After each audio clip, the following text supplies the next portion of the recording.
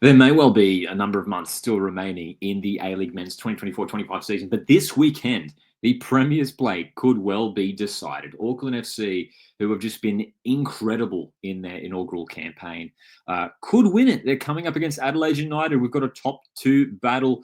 It is a huge matchup coming up this Saturday. We're going to talk about all of the games coming up this weekend. We'd love to hear your thoughts, your predictions heading into this upcoming weekend of football as things really tighten up across the ladder as well. Positions are really you look at the sort of the midsection of the table, you've got teams 29 points, 28 there with Wanderers and City. Sydney and Macarthur still have final hopes there as well. Of course, Newcastle Jets, Mariners, Wellington possibly still in the conversation. Their chances running out for them. But let's talk about the matches right now. Coming up on Friday, these times that you're seeing are Australian Eastern Daylight Time. The Phoenix hosting Melbourne City. This is a matchup that's a big one for Wellington Phoenix, simply because that they have to respond after that embarrassing defeat in the New Zealand derby. Auckland FC putting 6 past Wellington Phoenix, and this season has been a real disappointment for Wellington fans. Considering the heights that they reached last season, an incredible year, and they just haven't been able to match it. They are still mathematically in the conversation when it comes to finals, and they have to start winning games, and it has to come, this Friday against Melbourne City. But that's going to be a tough ask because City have been very, very good, and they're just getting stronger and stronger because they've got players coming back from injury. We saw in the derby last week the likes of Leckie returning, Cohen's back from injury. They've got a real strong selection of players now with all these guys coming back from injury. Tillio's back as well. He's been back the last few weeks. So they're a much more formidable team. Melbourne City, they're currently 6th, but, they've got a game in hand on some of the teams above them. Melbourne City, it's going to be a tough ask for Wellington Phoenix. I think City may well be able to get the win in that game. Wellington Phoenix, so again, you get the sense that it has to be a must win if they want to keep the finals dream on the cards. Central Coast Mariners are hosting West United also on Friday evening, and it's the exact same thing for the Mariners, man, who, again, it's funny thinking that these two teams, Mariners and Wellington, were the two league leaders last year. They were so good, both struggling, both next to each other on the ladder, but at the other ends, 10th and 11th respectively.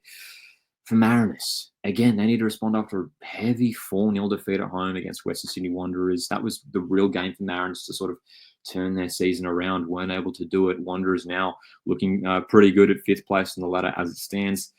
Mariners need to win this game against West United, who they themselves have been so impressive. It's been a lot of fun watching Western. Not a lot of people expected them to be doing so well this season. They, didn't bring in too many, star signings necessarily. Hiroshi Yusuke was a great signing, but they had a lot of the same players that they had from last year, and they've worked hard. John Aloisi sort of kept the belief there for this season. And they've been so impressive. They've won a lot of games where maybe people sort of didn't expect them to win.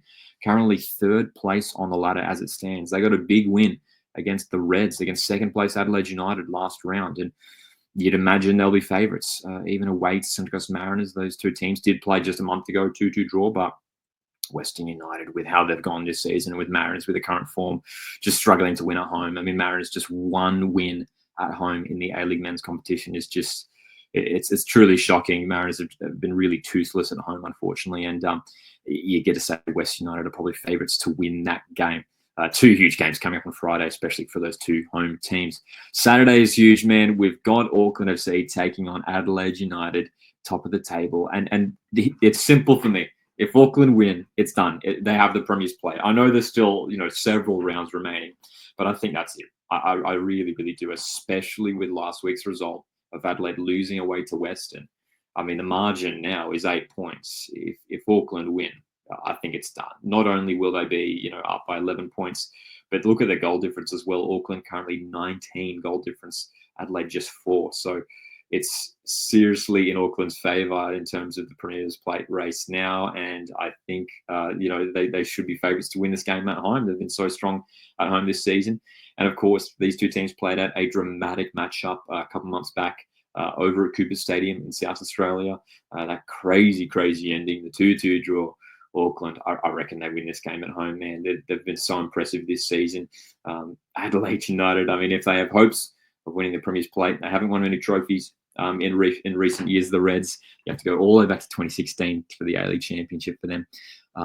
They got to win this game, Adelaide, if they want to stay on the conversation. Auckland, I think if they win it, it is done. It is done. No one is catching Auckland FC at this rate. Brisbane Roar hosting a Melbourne Victory, huge favourites in this game. Victory, obviously, they've been good this season. The draw in the derby, but currently sitting fourth place on the ladder. Brisbane Roar have been abysmal this campaign. That sums it up, hasn't it? I mean, just the one win after 16 games is just, it's ridiculous. It's unacceptable. Brisbane Roar have clearly, obviously, opted to stick with Ruben Zakovic. So it's interesting to see what the plan is there for Brisbane Roar going forward. The one sort of silver lining for the Roar, I guess, is the fact that they do have a handful of games, you could say. So they've only played 16 games. You look at Perth Glory, they've played 3 more than them. So Roar do have a few games in hand, could just lift themselves off the foot of the ladder. But you've got to say it's a slim chance to see Brisbane Roar winning this game against a strong Melbourne Victory team. Macarthur FC hosts Sydney FC. It's sort of the little brothers.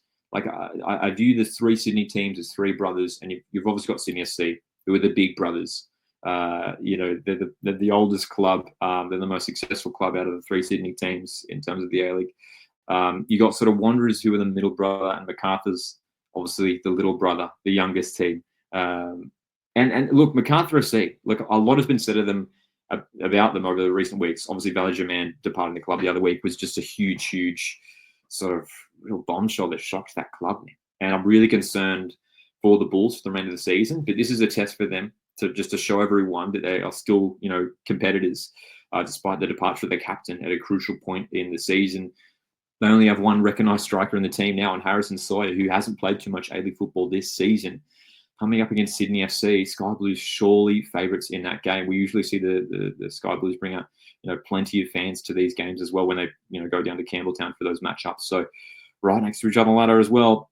Sydney FC, I mean, a win for them really pushes them above the Bulls, and I could certainly see the Bulls slipping down after the remainder of the season with what has happened with some of their play departures at the moment. So Sky Blues, I think, definitely favourites in that game. But that should be a fun game to watch Saturday night. We usually see some dramatic matches between those 2 teams. And then Sunday, Wanderers, I think, will be favourites against Perth Glory. Obviously, Glory struggling this season. Maybe a slight improvement in recent weeks. They've sort of stemmed the flow of goals that they've been conceding in recent weeks. Still not in a great position, just 2 wins from 19 matches. And away to Wanderers, it'd be difficult for Glory to get 3 points from this match, especially Wanderers, Wanderers have been a funny team to watch this season. I mean, they're currently 5th, 28 points, 8 wins, 4 draws, 6 losses. At times, they look like one of the top teams in the competition. I mean, they've scored 39 goals. That's equal top against the Sydney FC. They've also scored 39 as well. It's more than the likes of Adelaide and Auckland, but defensively conceding 31 goals. So, they have been leaky as well. So maybe there is a glimmer of hope there for Glory that maybe they can catch Wanderers out, score a couple of goals to snatch the points in this game. But Wanderers, I mean, they've been pretty shaky at home. I mean, the away they've looked good. Almost at home they look a little bit worse.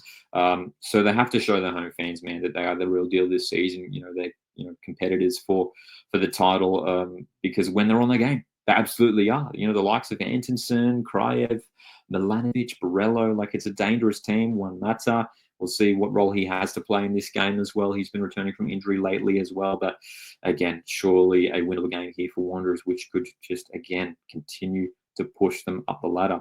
You look at how things stand as well. I mean, heading into this round, if Auckland do defeat Adelaide and pretty much secure the Premier's play, that opens the door for some of these teams, Western, Victory, Wanderers, even City, to jump up into second place there. It's been really just the Auckland and the Reds leading the way at the top of the table. But there is a window of opportunity this coming weekend for those other teams in the top 6 to jump to that top 2. And we know those spots are so important because it means you miss out on that first week of finals. You go straight through to the semi-finals. It is so important to finish in that top 2. Compared to the rest of the top 6. Let me know your thoughts on the upcoming round of football in the comment section. Always love hearing from you guys. Thanks very much for tuning in. Hit the like button on the way out. My name's Lockie, and I'll see you in the next one.